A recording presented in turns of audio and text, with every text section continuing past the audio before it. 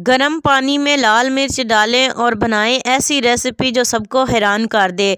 रमज़ान में ख़वातीन की आसानी के लिए बहुत क्विक और मज़ेदार सी रेसिपी लेकर आई हूँ। बिस्मिल्लाहिर्रहमानिर्रहीम।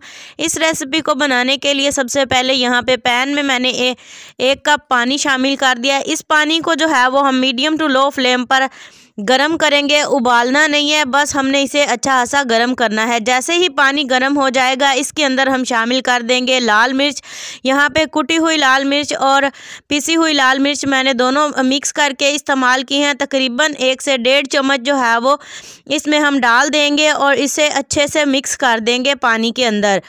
अब हम इसके अंदर बाकी की कुछ चीज़ें डालेंगे। इतनी अमेजिंग सी रेसिपी हमारी बनकर के तैयार होगी कि आप खुद हैरान रह जाएंगे। आधा चम्मच हल्दी पाउडर, 1 चम्मच इसमें नमक मैंने शामिल कर दिया है। साथ इसमें जाएगा 1 चम्मच भरकर सूखे धनिए का पाउडर और थोड़ा सा चाट मसाला। सारी चीज़ों को डालकर अच्छे से मिक्स कर देंगे और फिर हम जो है वो इस लिक्विड को चूल्हे पर चढ़ा देंगे और मीडियम टू लो फ्लेम पर इसे जो है वो गर्म कर लेंगे। जैसे ही आप देखेंगे कि ये गर्म होना स्टार्ट हो गया, हम इसके अंदर शामिल कर देंगे एक दरमियाने साइज़ की प्याज जिसे मैंने काट कर इसमें शामिल कर दिया है। साथ ही इसमें जाएंगी 2 अदद हरी मिर्च और 1 छोटे साइज़ की टमाटर बारीक काट के शामिल कर देंगे। चीज़ें शामिल करने के बाद अब हम इसे जो है वो हल्का सा हिला देंगे ताकि सारी चीज़ें अंदर अच्छे से मिक्स हो जाएं। तकरीबन 1 से 2 मिनट ये ऐसे ही जब पकेंगे तो आपको महसूस होगा कि प्याज जो हैं वो अच्छे खासे नरम पड़ गए हैं। जैसे ही ये प्याज अच्छे से नरम हो जाएं तब हम इसके अंदर शामिल कर देंगे हरा धनिया। इससे हमारी रेसिपी में बहुत ही अच्छी सी खूबसूरती आएगी और टेस्ट खुशबू भी बहुत ज़्यादा अच्छी आएगी। धनिया शामिल करने के बाद हम इसके अंदर शामिल करेंगे, यहाँ पे मेरे पास है गंदम का आटा 1 कप और ये 1 कप आटा हम इसमें शामिल करेंगे थोड़ा थोड़ा करके। हम इस रेसिपी को हेल्दी बना रहे हैं तो इसलिए मैं यहाँ पे आटे का इस्तेमाल कर रही हूँ। आप यहाँ पे मैं चाहें तो मैदे का भी इस्तेमाल कर सकते हैं। आटा डालने के बाद जो है वो हम स्पैचुला को हिलाते रहेंगे साथ साथ इस आटे को इसमें मिक्स करते जाएंगे। इसी तरह से बाकी का सारा आटा भी डाल लेंगे और सारे आटे को इन स्पाइसेस के साथ अच्छे से मिक्स कर लेंगे। यहाँ पे फ्लेम आपने एक दफ़ा बंद कर देना है ताकि ये आटा जो है वो अंदर अच्छे से मिक्स हो जाए और यहाँ पे इसमें गुठलियाँ वगैरह ना बने। तो बिल्कुल आपने अच्छी खासी ताकत लगाकर इसे अच्छे से मिक्स कर लेना है। फिर हम इसके अंदर शामिल करेंगे यहाँ पे 1 से 1.5 चम्मच घी। यहाँ पे मैंने घी शामिल कर दिया। इसमें घी शामिल करने के बाद फिर से हम यहाँ पे फ्लेम ऑन कर देंगे और 1 से 2 मिनट के लिए हम इसे ऐसे ही फ्राई कर लेंगे हल्का सा और इसे भूनते रहेंगे। ऐसे ही स्पैचुला को आपने हिलाते रहना है। फिर हम इसे निकाल कर ठंडा कर लेंगे। तो ठंडा करने के बाद जो है वो हम इसे बोर्ड पर ले आएंगे। तो यहाँ पे मैंने बोर्ड को जो है वो अच्छे से ग्रीस कर लिया है ताकि हम इसमें हुश्का नहीं लगाएंगे तो इसकी वजह से हमारा ये बोर्ड के साथ चिपके नहीं। तो यहाँ पे आटा देखें माशाल्लाह कितना सॉफ्ट हमारी डो बनकर तैयार हुई है।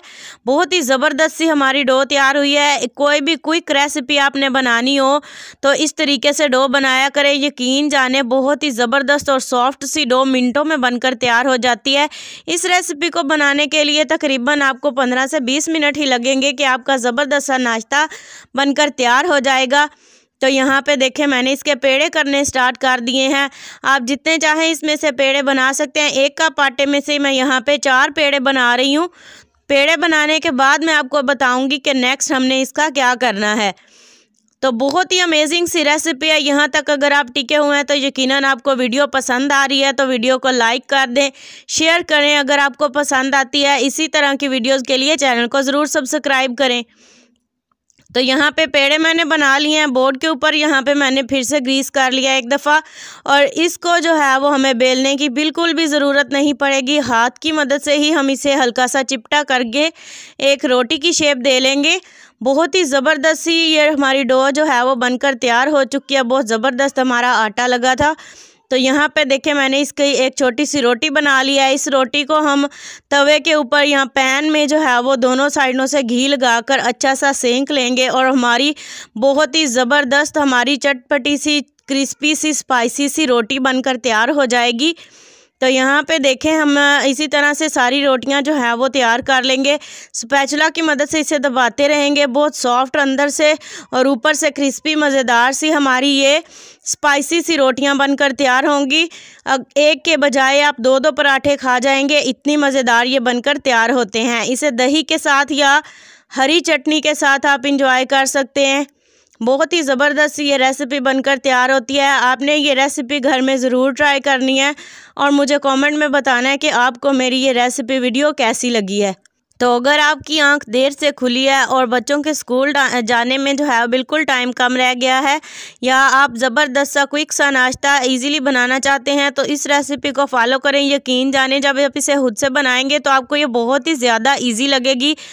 ये पराठे आप जिसको भी बना करके टेस्ट करवाएंगे वो आपसे इसकी रेसिपी ज़रूर पूछेगा। इतने मज़ेदार, इतने ज़बरदस्त ये बन के तैयार होते हैं। उम्मीद करती हूँ आपको मेरी आज की ये वीडियो और ये रेसिपी पसंद आई होगी। वीडियो अच्छी लगी हो तो लाइक करें, शेयर करें। अच्छी अच्छी वीडियोज़ के लिए चैनल को सब्सक्राइब करें। नेक्स्ट वीडियो तक के लिए दीजिए इजाज़त। दुआओं में याद रखिएगा अपना और अपने प्यारों का ढेर सारा ख्याल रखिएगा। अल्लाह हाफिज़।